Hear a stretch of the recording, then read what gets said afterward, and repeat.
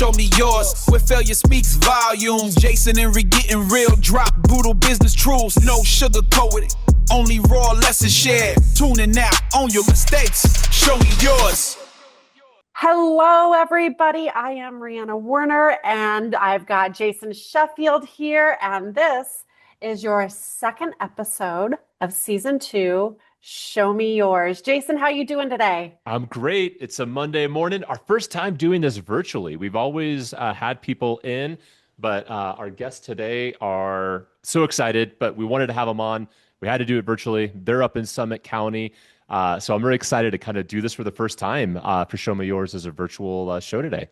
I know, I'm really excited. Actually, I was pretty impressed. You and I jumped on early to test, and we had planned on jumping on even earlier, and the testing went out without a hitch. So hopefully this continues on. We're on a really good streak as far as our testing, our equipment, our microphones are working, our cameras are working. I mean, look at Jason's glow that he has going on in his office right now.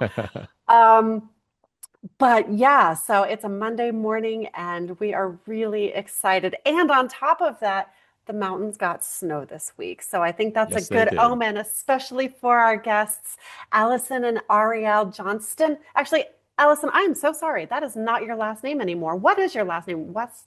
No, it is still my last name. What's that? It is still my last name, Oh, technically. it is. Oh, okay. Well, Legally.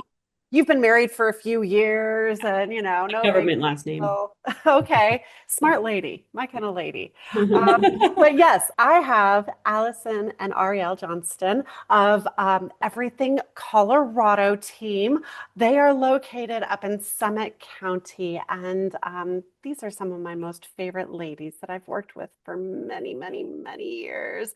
I kind of consider them piece of my heart and a little bit of my proteges, because not only have we really worked through HR stuff, but we've worked through leadership stuff, general business stuff. And I just feel so privileged that you guys have trusted me all these years and helping you achieve what you guys have achieved. I mean, gosh, when we first met, I think you guys had 1 or 2 stores and you guys have grown exponentially. So without further ado, my 2 favorite Summit County ladies, Alison and Ariel Johnston. Do you guys want to introduce yourselves and talk a little bit about what in the world is Everything Colorado? Because it's kind of ambiguous. Yeah. Well, I'm Ariel. We are sisters, and this is Alison. so yeah, Everything Colorado, also known as the Everything Colorado team, is a collection of 4 gift and souvenir shops located in Summit County. So we have Dillon, Silverthorne, Frisco, and Copper. And yeah, basically we're a local gift shop and we focus on especially like garments and t-shirts.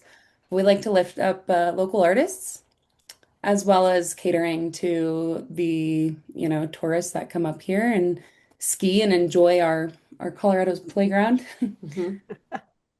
I'm in charge of the buying and the HR because I've worked closely with Reanna and she's good with that. Yep. And Alison is in charge of our production. So she gets everything together to make sure that the stuff that we produce is looking good. Yeah, in addition to owning the stores, we actually create our own products. So we work with local artists to create those designs because while we know enough to be dangerous, but I'm not a designer and I'm not an artist. So we like to create our own products, and that helps us keep our finger on the pulse of what's popular and what people are looking for. But it also helps us keep our overhead down so that we can hopefully pay it forward and act as leaders in our community and pay our employees a little bit more so they can actually enjoy living up here in Summit County, which is very expensive. And it also gives us the freedom to try new things and play with colors and just see if something works and if something doesn't. And that also extends to creating our own a variety of products that we can create locally here in Summit County or just within the US.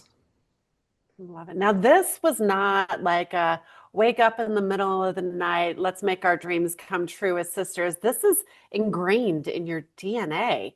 I mean, Yeah. you grew up printing t-shirts. I remember you guys telling me a story. I forget which one of you it was, but I remember you guys telling me a story about as a little kid burning your hand on a printing. Yes. Yep. Yeah, our dad has a wholesale business. It's called Snow Business. The story is actually really good for it. So our dad is from Australia, and him and his friend were kind of going back and forth doing the Never Summer. And his friend said, I want you to come back to Summit County with me and start a business. And this is in the 80s. Yeah. And he was like, what's the business? And he said, well, we're going to can snow and sell it. And the joke is that it melts. And so it turns into like this much water in the can and you pick it up and it Yeah. says 100% Rocky Mountain And snow. he was like, mate, no one is going to buy that. And he said, Americans will. Americans will buy anything. And they came and he was like, okay, our dad, he's a salesman. So he took on the challenge and they sold how many cans the first year? 15,000 cans in their first season. Oh my Yeah. goodness. Got here and he was like, all right, what you got artwork? And he was like, no. He's like, you have customers? And he was like, no. He's like, well, what do you have? And he's like, I have a canning machine and a label maker. And And free they snow. hand packed it in Dillon Valley. Yeah, well, because again, in America, everything Has to be everyone legit. gets sued. So he's like, I'm not playing this game like we're gonna use tap water. Like we're gonna pack it with snow. He Make sure packed the cans full of snow, canned it up. Yeah, they're Yeah. out there in the snow packing it, and the cops drove by and they're like, what are you doing? They're like, well, sir, we're selling cans of snow. And he was like, okay. So that's why it's called Snow Business. After a couple years, our dad was like, okay, like I need to add some more products to this. Yes. Well, he was already in all the gift shops, so he was like, well, I already have the customers. What else are these Mm. people looking for? And he was also a photographer back then. Oh, yeah. So he started creating his own postcards to help sell his photography. I didn't know your dad was a photographer. I could see that. Yeah. Interesting. So do you guys still sell canned snow? We have the canning machine. We looked into bringing it back a couple years ago, but then COVID hit, and then it was like, The sourcing was just like yeah, out of whack. you had to buy like 1 million cans, and we were like, well, I don't know where we're gonna put them. We should bring it back still. Yeah. So tell us about the evolution from like that to then the photography to then actually brick and mortar and having your own situation. What was a little bit of that narrative arc? So that's actually my idea. Back in 2016, I moved back up here and I was working in marketing, and I was like, "Ugh, this job just like isn't very fulfilling." And my dad was kind of just like talking about how he really needed help in his business. And so I started making him a website, and he would, he was talking about the future and how he's getting older and he's kind of the future's leaving him behind. So I jumped into the business and was helping him. And then, honestly, that first summer, we had a customer that was thinking about selling their shop. Hmm. So we went down the road of like, what would it look like to own a shop? And, I worked in his shop a little bit and tested it out. And then ultimately, he decided he didn't want to sell. But by that time, the wheels were turning. Hmm. So we found a location that we're like, this location's not bad. It's right next to a Starbucks. It's right by the city market. It's got a Mhm. $1 million view. And we were sitting there, drinking coffee. And I was like, but who's going to run it? We're busy running your current business. And my sister here was working in social media, which again, she loves social media, but it's not very fulfilling, especially out of college when you're just doing the brunt work and I don't even know what you're just sitting on Facebook all day long, liking other people's posts and trying to get engagement. Yes. But she's very good at it. You guys should follow her page.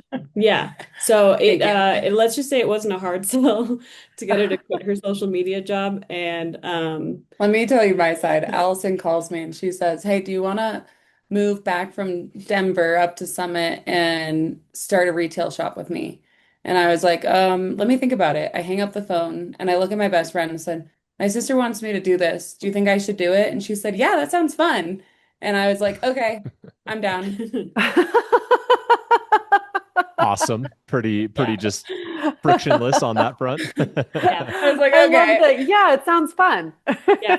We also, before we even we got into it, we were about to sign this lease. We had a buying trip to Peru because we were trying to go down the road of importing our own clothing. Mhm. So we literally signed the lease for our shop on the way to the airport to go to Wow. Peru. Yeah. Wow. And yeah, they did throw in a trip. They were like, we're also going to Peru. I was like, ooh. Done. Yeah. Yes, please. So you guys start the shop in 2016, and now you guys have 2017. 2017. Okay. Yeah. So almost Yeah. 10 years now, and now you guys have 4 locations. It's expanded. Like it's becoming something like tell us a little bit about like when did the expansion stuff start to happen? 2019 was Yeah. when we opened our second shop. And again, it's like just kind of one of those things where you like to keep an eye on opportunities around and check in on them and see what seems like it would align with us. It was funny because at that time, I remember saying, I could never run 2 shops. Like Mhm. that would be insane. And now we have 4 and we're like chilling. Um, but yeah, so basically, again, I think Allison, did you find it or did her dad? Well, so again, we were also still in wholesale. So we were constantly out checking on our customers in the areas. And actually, we had a customer in Copper, and they were the ones that were like, you guys should really open a shop there. It's a great location. And Mm. we were like, yeah, it is a really good We location. went and looked, and I was like, again, no, I'm not doing that. And then we saw the space, and I Mm. was like, oh, this is beautiful. I like shiny That things. was in Copper. So yeah, we ended up signing that lease Pulled it that together. summer and opened up in the fall. hmm That was also, again, fall of 2019. So we were Yeah. just getting going. Right We're before COVID. heading into March, like prepared. Like I mean, we were not prepared. We were No. not prepared for Uh, Christmas, but we were Mm. like more prepared for March. And then halfway through the month, they shut everything down. it was St. Patrick's Day, and I remember someone coming in and saying, "Do you think they're going to shut down the ski resort?" I said, "Yeah, right. That will never happen in years." And then the next day, I was like, "Oh my gosh. Yeah. Yeah. Well, never We mind." had recruited our friends to help us prepare to like get all the Yeah. products out. And we Mm. went to dinner, and I was like, oh, they've canceled the NBA. Yeah, I posted a photo of like our back room, and I was like, "We are ready to rock." And then everything shut down. I was like, "Oh, okay." I mean, the silver lining was that I was so freaked out about the second shop and being prepared that I had actually been siphoning money off all season in Mm. case just, have an emergency fund. And so that money actually helped us get through the hard times. Yeah. Wow. So you Good guys get foresight. past the hard times and then continue expanding. Yeah. Well, the Mhm. ironic part was we were closed for several months, and then as soon as we opened up, it just business was just Just Lucky. popped. Yeah, yeah. because we were in the mountains and everyone was like working remote. So Oh, every okay. single unit up here was completely filled and everyone wanted to be outdoors instead of in the cities. Yeah. So like we could not have expected a busier time everywhere up here for like the next year and a half Mhm. was like absolutely insane. Yeah. Mm. Wow. Cool. So you guys have been running this for 10 years. We're going to jump into the bucket here in a moment to kind of like start digging, but I'm just curious, like, tell us one thing about like kind of what do we not know about kind of the tourism and retail space, especially somewhere like Summit County that gets so many people coming through. What's a dirty little secret or something that's just like the common person maybe wouldn't really think about? I want to say what comes to mind for me is there are people that have been in our industry for 40 or 50 years. Wow. Which, times like after COVID have gone down and sales have gone down. And that's the one thing for me that I've told myself, like, we can weather the storm Mm. because I meet people that are 80 Yeah.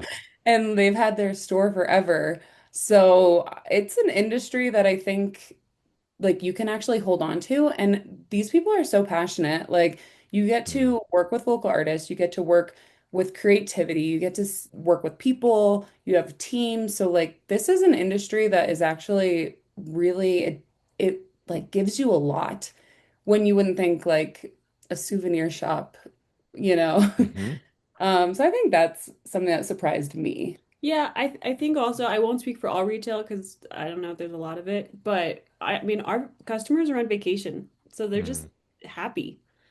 There's always the outliers that are having a bad day, but 99% of them are just like in a good mood and just happy to be here. Yeah. Yeah. It makes it a lot easier just to check in with people like, "Hey, how's it going? What are you up to?" And they're like, "Everything is great." Yeah. Yeah, that would be fun. That's very cool. So give us a little bit of just again, stat wise, right now we got 4 locations. How many staffing? Like what's kind of the lay of the land business wise as we kind of step into this? Yeah.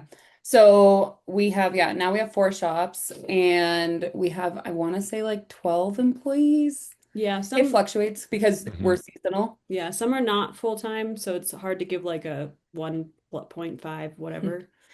Yeah, I would say like 12 is it probably fluctuates between 8 to 12, 16 in a busy year. This year we wanted to keep it a little bit tighter just because we noticed the trends and Mhm. we'd rather just like pay a little bit of overtime than offer people jobs that we can't, fulfill. Mhm. So, and that's actually worked really well for us Yeah. this year. Um, yeah, and then there's 3 leaders. So that's Allison, myself, and her husband, Zach.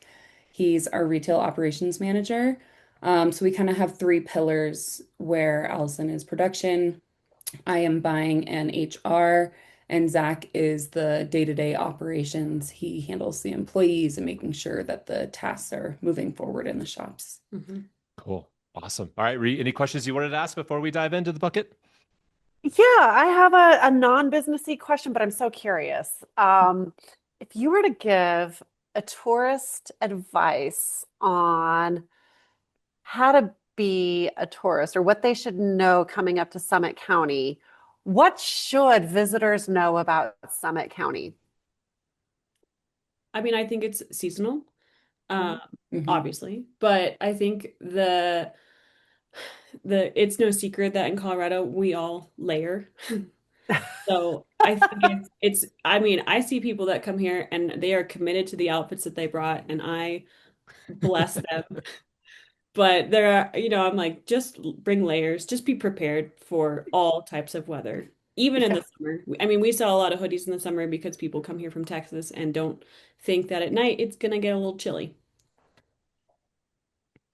makes I- sense. yeah, I would say my secret or advice is to be aware that I-70, our highway, is very temperamental. The mountains are not Disneyland. This is the outdoors. So don't come up on Friday night. If you can come up Friday morning, that would be way better.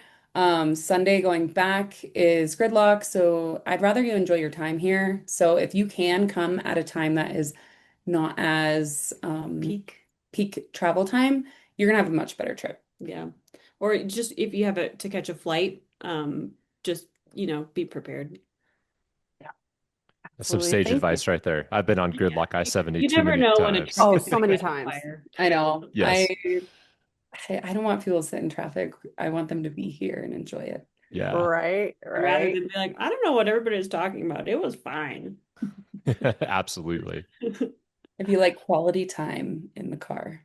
Yes. Yeah. Oh, a 2 hour drive turns into a 6 hour drive is not very fun. So Yeah, Yeah. and I totally feel the hoodie comment, Allison, because I don't know how many people have just come down to visit us here in the Springs, and especially during the summertime, and they come pack flip-flop shorts and tank tops, and then they're like, can we go shopping?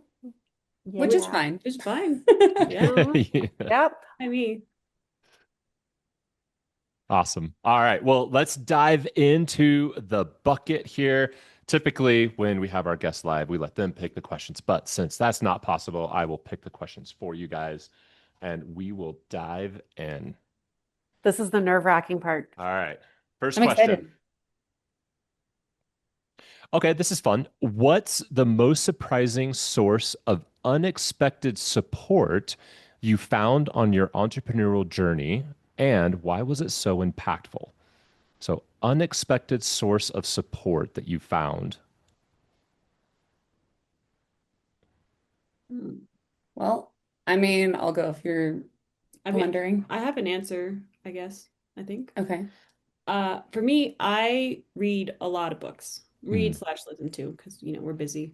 And, every book that I read, a lot of business books, they all say the same, a lot of, you know, but if I try to get one takeaway from that like reminds me like, oh yeah, be nice to people, remember their names. I don't know, I found a lot of support in books and just the stories that other founders have told, like Shoe Dog by the guy that started Nike, Phil Knight. Yeah. great book, great stories, and it just sort of, I don't know, helps me on my journey to be like, oh yeah, it's not just me. Other people who have, climbed ladders much larger than I have, went through the same thing. Mm. Is there an unexpected book you found, something that you read and all of a sudden you're like, this wasn't something I thought I was going to get a lot from, and then all of a sudden it like became a favorite? Honestly, the Little Black Stretchy Pants by, I'm blanking on his name, but the guy that started Lululemon, Oh yeah, okay. that book, the ending, Mm, I was like, oh, because he was basically, he created this amazing company, but before he started Lululemon, he actually had a snowboard brand that did nothing but lose money. mm, It was a colossal failure. It never made money and in wholesale. And that's actually where I was like, oh, that's kind of what we're doing. But we were doing the like make the products wholesale and then sell at retail, which he called it vertical retail. hmm And I was like, oh, that's what we're doing. And then his business went bankrupt and then he started Lululemon. And then eventually at the end of the story, he's ousted by the board because it's, this huge conglomerate company. And he was like, this is not the company that I started, which I thought was interesting. It was kind of a cautionary tale. Like, mm, you can climb these mountains, you can become a billionaire, but you might wind up with nothing. hmm. Ah, Yeah. I just That's a Um, good wrote it one. down. for me, unexpected, I would say I think definitely Rihanna is in this, but I'll see you honestly, like, later. yeah, the what I've learned is, especially I just say like as an adult, but definitely as an adult business owner, like if you need help, find people to ask questions to and find help. Like you Mm, don't have to do it all on your own and they don't even have to technically work for you. Like if you find mentors and you find people in your community that have been through something before you, that's where you're going to grow. You don't have to do it all yourself. So like with Rihanna, I didn't understand that like that's what HR was. It's like how do I deal with all these, issues with my people? And we actually had hired a cultural consultant, and he was kind of helping us with like who we are and what is our mm, vision. And every question I'd ask him, he'd be like, that's actually like an HR question. And I'm like, I need to legally know what I'm allowed to do and like what is within my rights, my employees' rights, in order to give me the confidence to like be like, I'm this leader. mm, And so that's why when I started working with Brianna, I did become a much better leader because I didn't realize like that I didn't have the confidence to lead because I didn't have the information that I needed. mm. So truly like with anything, it's having someone to call that already has the experience and not being afraid to find those people. Yeah. Have you ever come across one of those people in an unusual place? I mean, I feel like the universe provides like even if Yeah. you're like, I just really would need to talk to like maybe this person or someone that can help me, like those people will appear. And Mm, it's kind of like the guy that's stuck in an island and he's waiting for God to save him. It's like you just kind of people will appear and opportunities will appear and you just need not be afraid to ask for help. mm. And accept the help. Yeah. Mhm. Yeah, Yeah. I yeah. think that's the interesting part in entrepreneurial journey is you kind of go through this evolution where you feel as if at some point, like you load up on information, you read all the books, you do all your homework, you feel like, okay, well, I think I've got a good baseline. You jump into the entrepreneurial journey, and then you get a little uncomfortable. You're like, I'm the owner of this business. I feel like I should know everything. And then you hold on to that for a little while. And I find it's almost refreshing when you shed that layer of I have to know everything and you release that and you say, okay, I don't. Now I need to be humble and go and ask the right questions from the people who have experienced it rather than reading those books. And I mean, I'm like you, Allison, actually. I'm a book junkie. Like I said, I just wrote down the name of Little Black Stretchy Pants. I can't wait to read it. But there's this balance of like that base core line knowledge and then also bringing in experience and kind of morphing and meshing those two, which you two have done beautifully. But seems like most leaders that I've come across, you go through this metamorphosis of kind of, Yeah. you build up this skin and then you shed it, which is freeing, but so difficult to do. Do you know what I mean? I think like there's a third component too, because there's also like your team.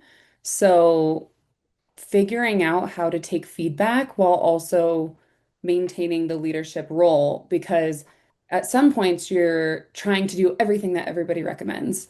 And then it's the type of thing where it's like you're in an Airbnb and you're like, oh, I wish I had a rocking chair. You get a rocking chair. The next person's like, I don't like rocking chairs. You know, Uh-huh. taking everything Yeah. so literally, but also learning how to take feedback from the team and listening to them and seeing how you can improve your businesses, your teamwork, your hiring based off of what they have to say. And I think that's another skill that it does take time, you know. Mhm. I So I like want your rocking chair analogy though, because it's like, well, you also have to figure out who you are and how you want to lead. And some feedback and guidance is absolute gold, but then there's others that are fueled with, and I think in my profession, I've seen it, it's fueled with an alternative agenda or need that doesn't fit the need of the business. And then you Yeah. have to be able to kind of decipher, like that rocking chair, is that a need in a children's room to give your guests comfort to read them a book at night, or is it just there in the middle of the living room serving no purpose, right? Yeah. Yeah, Um, exactly.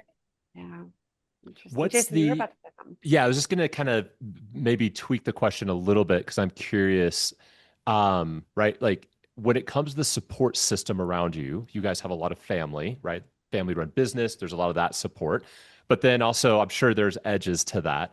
Where have you gone to find kind of support for yourselves individually to be able to get through this journey, to be able to go, through the ups and downs that we've talked about? Like, is there an unexpected way that you guys support yourselves, whether it's from a mental health standpoint or whatever, that's been really supportive to you in your entrepreneurial journey? Yeah, I mean, we are yin and yang, so the bond, I don't know. I can't speak for other people that are founders and partners and friends, but we're sisters, so we know how to push each other's buttons. We know when we've gone too far. We know how to make each other mad and how to lift each other up, and Mm, that's what comes from knowing someone your whole life and being there for the best times and the worst times. And so we're pretty good at, we can have honest mm, conversations and we can say things that are kind of mean but honest, mm-hmm, and we know that we're going to be okay. Whereas I won't speak for other people, but sometimes it's a Mm. little bit harder to be honest with someone that you work with, that's your partner, and oh, you got to tread lightly. And um and I think that can backfire too. mm-hmm, There's that Taylor Swift line that's casually cruel in the name of being honest. mm-hmm. So we're also aware that, like, have to do some self-reflection, like, am I being cruel, or am I being, or, no, I like to say, am I being hurtful or am I being helpful? Mm, I yeah. think too, like I do agree with you. We're really good at paying attention to if someone else is stressed out and maybe saying things that are rude or short. It's a call for I'm stressed out, I need help. So then like the other person kind of sets down their stuff and is like, okay, how can I help you? And we've created that dynamic. And I do think it's because we're sisters. I think it's also because we have a shared vision. Mm, And when Allison came to me with the idea of starting the shop, it was about, hey, let's take control of our lives and let's do this for ourselves. And our vision truly is that we both want us to succeed and have a good life. We mm, want to enjoy our lives. We want to travel. We want to enjoy our work. We want to have a strong team. We want to be healthy. So, because that is the foundation of all of this, that is, I think, what helps us. And I have friends that have started businesses with partners, and it was because they were in the same place or they came up with the mm, idea together and it fell apart and it became, this fight. And like you hear these stories about mm-hmm, founders choosing their partners and how important it is to find someone that actually has the same vision as you. And the vision has to, stay the same, mm-hmm, truly. And we have our own vision, of course, for Allison and I, because, we just want to create a beautiful life for both of us. Um, and then it extends into our customers' vision where we want to offer the Colorado experience, an authentic Colorado experience to anyone that walks through our doors, because we are from Colorado. We love Colorado, so we want everyone to feel welcome here. Mm, And on top of that, we want our team to grow with us for however long that they're with us, whether it's one season or multiple years. We want them to feel like they have a place with us. So I think like making sure that vision is clear and that mm. it's stable really helps with keeping that, Yeah. Well, keeping things together. and we've learned Yeah. some things the hard way. Like we've brought in third party people that were not our family to try to work with us and work within this dynamic, and it just didn't work. Mm, And we had to learn the difference. And Rihanna helped us that while we are a family, we are not a family. mm, They're like, I can't be part of these dinner conversations that you guys are having, and I'm not on the family text chain, and like truly our family's favorite topic to talk about is business. So it's just a dynamic, and if you're not used to it and you didn't grow up that way, it can be pretty overwhelming, and it's really hard to turn it off, and we recognize that. But it's what we like. mm, So Yeah. again, we're not going to apologize for it. It's who we are.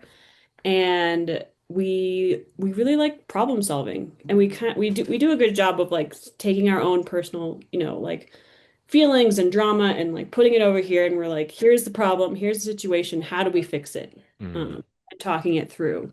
Whereas some people see that and they're like, oh, you guys can't take a break. Yes, I can imagine. Yeah. Awesome. All right, that was great. Let's dive into the next question. Pull it out over here. Let's go with this one.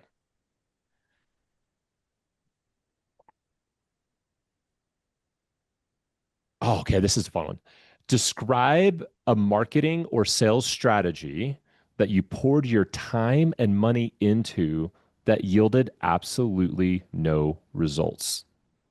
And then what did you learn from it? What was the silver lining? I feel like that's every marketing strategy, except for social media. That's the only one that's worked. Well, something very blunt was I did an ad with our local bus and it just was covered in mud. The whole time. Oh no, are you But not, I was like, serious? I saw it Yeah. at 6 a.m. one day and was like, there's the bus. Yeah. And so that was kind of a bummer because I think it's a great way to advertise. And like we had the back of the bus, so it wasn't like the side, which is big, And it but was so couldn't really expensive. afford that. And so we were like, yeah, like we'll be on the back of the bus and it'll be great. And yeah, It was in the spring. I got a picture sent to me like, is this you guys? Couldn't read it. Yeah. Yep. Yeah. Oh no, maybe buy that ad during summertime. Yeah. And I Yep. have like a fail/win. So I keep trying to do like email marketing, and I'm like trying to drive sales online. And then people keep coming into our shop like with the email. So Really? it's like it's not a loss necessarily, because I'm like, here's a $5 coupon to, I don't say specifically for online purchases only. Mm, And people keep, hey, I got this email. I want my $5 coupon. I'm like, well, I guess that's proof that it's working. yeah. You read In a it? way. Yeah. Or I would send out, when I was doing wholesale, I'd send out a marketing email, and instead of replying to the email, I'd get, 10 phone calls, and I'd be like, that's fine. Yeah. How about like something that you guys thought was just going to absolutely crush in the store that just didn't crush? Did you ever like pick something or trend that you guys thought was really going to pop off? Well, when we first opened the store, we went to Peru and we were sourcing t-shirts. And I think this was a good lesson for us because we went around to all these different t-shirt suppliers and it's not glamorous. Like Mm, it's sweatshops basically because it's hot and they don't have air conditioning. Yeah, it's just the way that it is, like the hmm buildings don't have a lot of electricity. So they Yeah. literally like build like a slat in the ceiling, and that's their window. And so we're walking around like all of like Gamara, which is the garment district of Peru, and we're trying to find like the actual manufacturers. These are just people that are trying to sell you garments. And eventually we found this like beautiful facility and it was organic cotton, made in Peru, and like everything was just so beautiful and nice.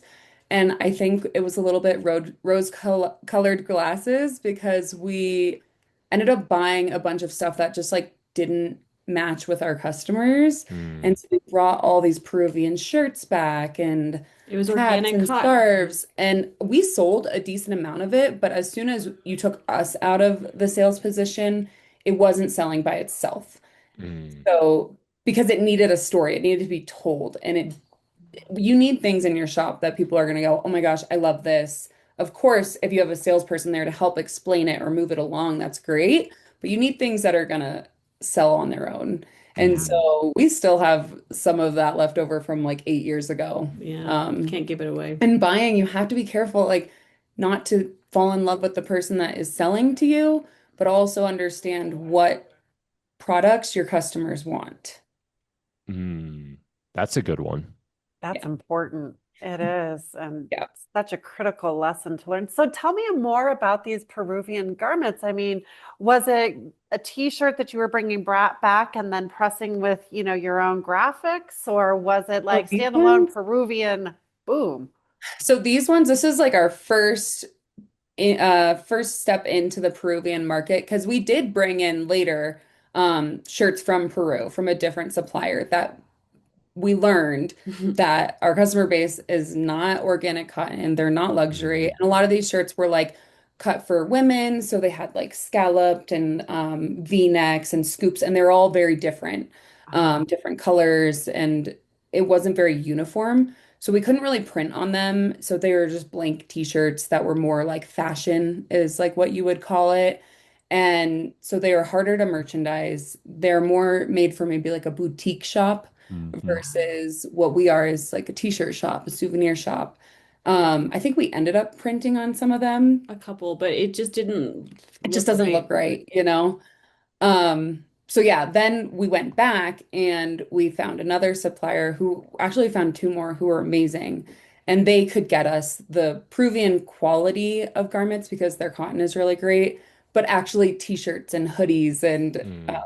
the garments that our customers wanted versus just like, like a lady's t-shirt. Yeah. Well, and part of the story was like it's all natural dyes. Like you get this pink because you mix in raspberries with the soil and like a lot of the colors were very natural and earthy. And then like part of the story was it comes from this organic farm and like it's this small town where like all the proceeds go back to buying people like school supplies. It was And it was amazing. it was just a beautiful story, but nobody cared when we got here. That is the hardest part. It is. And Yeah. yeah, no, I nobody think, yeah, it's cared. such a fallacy, us as business owners, like trying to build a business and you build a product based on something you like or you think you'd want or something like that. And then the market doesn't respond to it. And I think that's a perfect example of like, okay, I've got to get out of my own head and try and get into my customer's head and really see what it is that they Yeah. want because I can see that. I mean, And I think even, it's like not giving up on what you do stand for, but figuring out how it fits into your business. And Mm. so for us, what is something that we want to do is uplift local artists. And so we figured that out more recently of working with last year, we got four local artists to do 4 to 5 designs each for us. We paid them a base rate for those designs, and then we print them ourselves. And then they get 10% back of anything that sells with their design on it. And we wrote over ten to $15,000 worth of checks in the last year back to these four artists in total. And it's something that is our mission. It is something we care about, and our customers are connecting with it. And we haven't even told our customers that these are local artists and that they get Mm. money back for them because honestly, we've just been too busy to like figure out that marketing, but they've been selling. And it's like, maybe if we were a little bit more organized or had a better marketing strategy, we could also do that. But if they're selling on their own, like Mhm. that is a success. So, yeah. Well, I imagine if think you told that story outside of a Peruvian story. Yeah. Yeah. Yeah. Wow. Maybe take this clip and just throw it out there. Yeah. Yeah. Yeah. Jason? awesome. I was just gonna say, I think it taps into that like desire to have something unique, and specialized, and that always doesn't fit with kind of what you think of the stereotypical like souvenir shop, right? Like we've all been in those stores where it's like, 1,000 t-shirts and they're kind of all a variation of the same thing, and then you walk 3 stores down and you kind of see the same version of that shirt. Like I got high in Colorado, like that's like every souvenir shop, right? Yeah. So to find that local artist that can bring the pride of Colorado and that same energy, but in a unique way, totally makes sense how that would work really well in your favor. Yeah, it was funny actually. My current partner, when we first started dating, I told him, "Yeah, I have like this shop in the mountains." And we went skiing in Copper, and I said, "Do you want to come see my shop?" And after he saw it, we're in the car, and he goes, "That's not what I expected when you souvenir shop." It's like, Yeah. oh, did I downplay it? He was expecting, like the gas station or just t-shirts everywhere. We do Yeah. have a lot of t-shirts, but we want to make it a bit more upscale and somewhere Yeah. that people just like Mhm. love to be. I will say, and I won't speak for our dad, but if he had it his way, that's how the shops would be. Because he was he's We'll just present that. we it was a battle to prove to him like we can offer something a little bit different. Yeah. That's why people come to us. We don't have That's to true. be like everybody else. And Mm. he saw the light very quickly and was like, yeah, I think we're on to something. Yeah. Yeah. Yeah. That's so cool, especially in this space where, yeah, you do kind of have an expectation of what these types of like souvenir shops would be, and to kind of be a little bit of a kind of disruptor in that and to find a different way to do it is probably Yeah. partly your guys' success. I'll tell you what, like when we had two boys that worked for us that were like 19 and 20 from Iowa, and they were buying stuff in the shop. And I was like, I feel like we've definitely hit something here. If we can get a 20-year-old boy to be stoked about our product, like Mm-hmm. that's like really amazing. And the other day, we in Copper had like six, camp kids come in. They were all like teenagers. And at first I was like, oh my God. And then they're like, which one are you gonna get? I like this one. This is sick. Mm-hmm. And I was like, oh my God, okay. Like I don't know how to connect with someone that's like teenagers are so hard. Yeah. And if we, They yeah, are. we can connect with all different ages because we figured out our age, we figured out older, but we were actually like Mm. understanding all ages. That's a huge, huge win. Yeah, absolutely. And something that's unique, not to go too down this, but like Colorado's a state where people that live in Colorado like to rep Colorado. Like Yeah. I don't know too many other states where people are like, yeah, like I want to wear South Dakota gear. Like, Yeah. but like Coloradans love Colorado. So like many people I know support that type of energy. So do you guys see that in the shop? Like locals coming in? I mean, locals meaning like Denverites or whatever, rolling into the shop and kind of buying stuff as well? Yeah. Yeah. No, we definitely do. They also like people that live here will buy gifts for people when they go to visit them that say Colorado. Mm, So it's like, oh, I'm going back to Indiana, but my family loves Colorado, so I'm bringing them gifts. And it's like a reverse tourism. yeah, absolutely. I So we do get a that lot of all that. the time. That's Yeah. funny you mentioned that. Yeah. Mm. Mm. Awesome. All right. Well, let's dive in for one more question before we land the plane here. All right. Oh, okay. Here we go. Question. You know what? I'm going to skip that one on my own because we just answered a question very similar to that. So, Yeah, give us something um, dirty. yes. Embarrassing. Embarrassing. All right. Here we go. Here it is.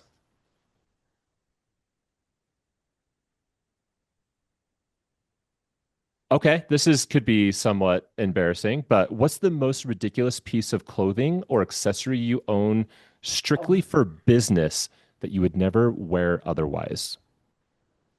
I mean, we're talking to the, do you guys have any embarrassing just like pieces of strictly business wear? I mean, we own a t-shirt shop. Yeah. Right. We wear t-shirts. You guys get to wear your own product all the time? Yeah. Yeah. I mean, I own too many We things. do actually something fun for that. And Rihanna, I think we came up with this together, but we allow our employees to pick 3 items for our shop for their like uniform, and they don't have to Yeah. wear it every shift, but they get a shirt, a hoodie, and a hat, and they get to pick it. And it has become such a cool thing because they have to pick it within 2 weeks. And now they shop the shop. Like they are so into every single item because they're thinking, what do I want for myself?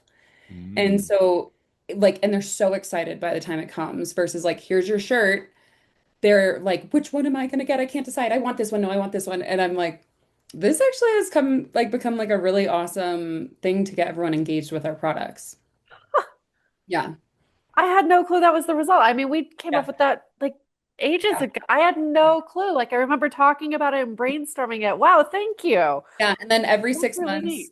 if they stay with us, obviously they get to pick three new ones because they change every season. Mm. And so then they're like, it's my 6 months. Like, can I get this? So they're like thinking about it. They're excited about it. And it's been a really cool thing.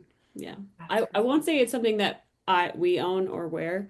But I'll tell this story. I always wondered who the tourist was that buys the like marijuana shirt or like one of our top sellers in Frisco for a long time was I've never been so high and like I hate it, but it sells and I Yeah. don't get it. Like why would you advertise that? And then we actually went on a trip to Europe and we went to Amsterdam and my boyfriend at the time he comes Ex-boyfriend. running in, yeah, ex-boyfriend. He's like, check out my shirt. He's got the marijuana leaf. I was like, oh my God, You're like, I'm dating dating that guy.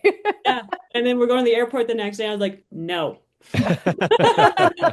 I'm not wearing that in the airport. No wonder it didn't work out. That's a good one. All right. I judge people a little bit What less. about you, Jason? I mean, business-wise, what would you say? I'm kind of curious. Well, I mean, I don't think it's necessarily embarrassing, but like a sports coat is pretty much the only time I put it on is for a business function. Like otherwise, like I'm probably not going to wear too much business clothing outside of business type of functions. So yeah, I definitely have a wardrobe of things that are just like unique to like those situations. And otherwise, yeah, it's not in my normal rotation. Yeah. Yeah. This is I, Colorado. I We're mean, all I pretty definitely chill. had a wardrobe. Like when I worked in marketing, I worked in an office building in corporate. I definitely had clothes that I was like, well, I no longer will wear those because I don't work in Yes. an office every day. And I've like slowly sort of been like, yeah, I haven't worn that dress in 8 years. Guess I Yeah. Hmm. probably don't need it anymore. And Yeah. Colorado's like pretty lax. Yeah. So, We are. nobody's expecting you to show up in like a tailored suit. Yeah, it's actually like, ooh, I'm wearing my cool overalls today. These are my Right, right. Yeah, I actually call mine my funeral suit because there's a room that you have to walk into and wear that suit. There's not many here in Colorado at yeah. all. Hmm. And it's funny, my son, he's competing right now at the state competition for DECA. I don't know if you guys are familiar with DECA, but it's like a businessy type of club for high school students and stuff. And so I went to go drop him off, and all the kids had to show up in professional attire. I swear, every single one of those kids were wearing the funeral suit. It looked like the biggest funeral at the Broadmoor for teenagers. I felt so sad for these So kids, but uncomfortable. that's what they were trained to do. And I started thinking about my funeral suit, and I'm like, gosh, I hate putting that thing on. It's awful to wear. And I just dread wearing the funeral suit anytime I have to go to those meetings. And Actually, you know what? I am gonna make this dirty. do it. Nipple covers. Oh, Like yes. when I go to like shows, especially because a lot of our industry is older men, I'm just Hmm. like, we're going with the nipple covers today. I don't need people staring at my Yeah, tits. my eyes are right here. Big golden there. Uh-huh. Yes. There Know are your a whole audience. bunch of things us No, ladies have to but do underneath to make sure all is well. Absolutely. All right. Well, I want to land the plane on a more kind of maybe a little harder question piece here, but I just want to know for both of you guys have accomplished a lot. You've gotten through a lot of things. What's been like one self-limiting belief that you've had to work through for yourself? And what other business owners that maybe have felt that, but what's that self-limiting thing that at some point through your career you really had to face and kind of get over to achieve what you guys have had to achieve? Want to go first? I can go first. Yeah, you go first. Okay, so I have a mentor and he is great. And something that we work on is mindset. Mm. And so the last time I saw him, he was like, I think that you can think bigger. And I left that, he just left it at that, nothing specific. And I do not know what that means. And I've been working so hard to figure out what think bigger means and what path that takes. Mm. And well, actually, this was a couple times that, so I followed up 6 months later, and he was like, "Yeah, I don't know where I was going with that," because he's like, "We'll talk about it the next time we meet." But I think it is, you hit certain milestone and you hit certain goals, and like you said, you're like, we could never manage two shops. Well, now we have four. Mm. And you're like, I could never take on another project, and then you're wrong inevitably. And thankfully, if we didn't have our dad pushing us, I don't know how far we would have gone, because every time it was like, nope, can't do that. Nope, not doing that. Mm. And you don't know what you're capable of until you do it. Like I was talking about earlier, we had a coffee shop at one point, and that truly was like, this is too much. Mm. We have these successful shops, and then this is just a totally different business. And maybe some people can figure it out, but it's also taking that hard look at yourself and being like, but maybe it's not me. Mm. Um, and that's not to say that we couldn't have something like that in the future, but sometimes it is taking a hard look in yourself and being like, is it my mindset that is holding me back, or is it truly like a boundary that I don't know how much more energy I can pour into this, before you can only put your energy so many places. Mm-hmm. So you have to decide, like, is this worth my time, or is it better to just quit and find something else? Um, I think a lot of people don't talk about, I mean, I know they say, like, just do one thing a day that scares you. And failure is important. It's like, I feel like I fail every day. Mm. And a lot of it is the expectations that I put on myself, instead of, taking Rihanna's advice and putting three things on my list. I'm like, I'm going to do those three things today. I'm like, yeah, I'm going to do those three things plus this, and then maybe this, and then I'm just going to sneak this one in. And oh my God, I didn't get everything done today. Uh-huh. It's so true. So yeah, That's a good one. yeah, I think just, don't be afraid to quit something if it's not working. Mm. Don't be afraid to admit that, like, failure is a part of it, but it doesn't have to be like you went bankrupt and everything fell apart and you lost all your money. Like, it could be as simple as, like, yeah, I didn't get everything done today. And Yeah. honestly, I never do. Yeah.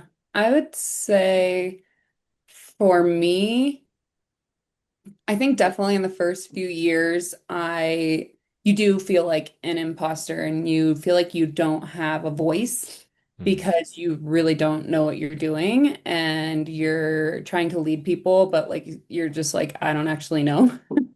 So as a leader, it's hard to tell people what to do when you also don't kind of know what you're doing. Mm. I was 24 when we opened our first business. So like having a team within the next year, I didn't know how to lead them at all. And I think I would let what I thought they thought about me impact me.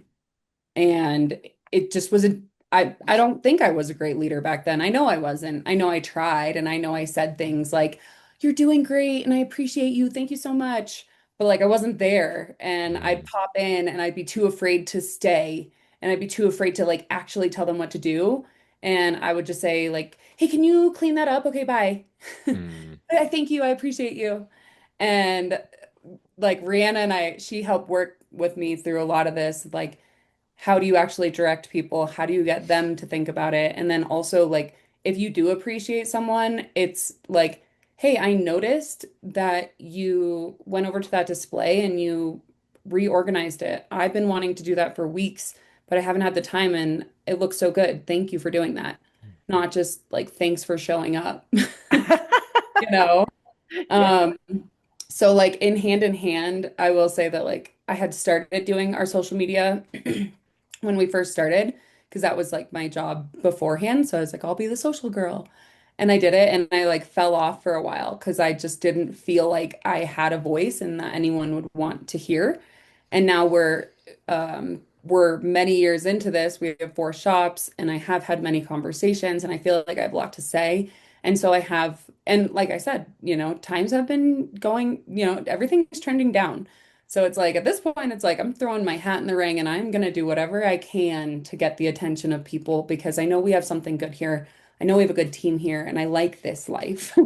So I'm like back on social and pushing as hard as ever. And I'm trying to find the people that connect with us Mm. and like understand that, you know, we have something valuable to say and hopefully people connect with it. I love that. So it's a great Hopefully place to people land the do. plane. Where can people go to listen to this, see you guys, learn more about what you guys are doing? Yeah. So on Instagram, it's Everything Colorado Co. We have a website, everythingcolorado.shop. And our shops are Everything Colorado Dillon, Everything Colorado Silverthorne, Frisco Trading Post, and Copper Mountain Mercantile. You can find us on TikTok, but TikTok sucks. Instagram.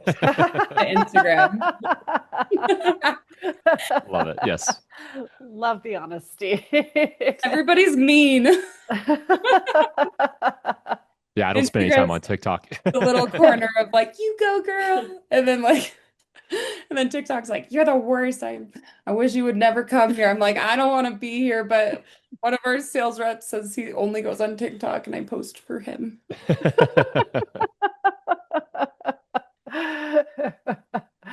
Oh, well, I'm an avid fan of your social media. And if anybody goes out there, there's this one post you did not too long ago, I think maybe in the fall, early winter. It was such a great, beautiful, vulnerable post about, you know, just the economic environment and shopping local. And if anybody checks out any of your social media, that one, like, it hit me right here. I think I teared up actually, but Yeah. it was just so perfect. And that voice right there is the Johnston sisters that I know, and just beautiful harmony and honesty and who you guys really are. So Thank you. thank you so much Mhm. for, of course, partnering with us. It's been a blessing to be a part of your journey, but even more so, being a beautiful voice for Colorado, a beautiful representation of Colorado, and giving people those memories that they can take home. They probably don't know the sisters behind those little pieces that they bring home, but